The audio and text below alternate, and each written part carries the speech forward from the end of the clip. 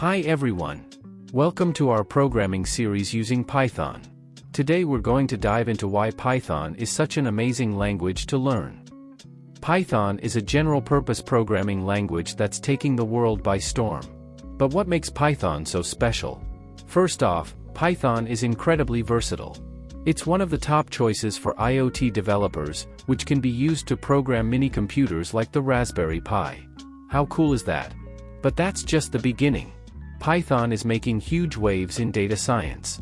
Tools for artificial intelligence and machine learning, like Google's TensorFlow, are built with Python. This means you're learning the language that's powering the future of tech. Let's not forget about cybersecurity. Python is used to create hacking and cracking tools that help system administrators secure networks. Plus, it's perfect for server management scripts. And of course, Python isn't just for the tech giants. Many of your favorite apps are written in Python. Think Spotify, YouTube, Pinterest, and even parts of Google. Disney even uses Python for animation in their films. Amazing, right? Now, let's talk about what you'll be learning in this course.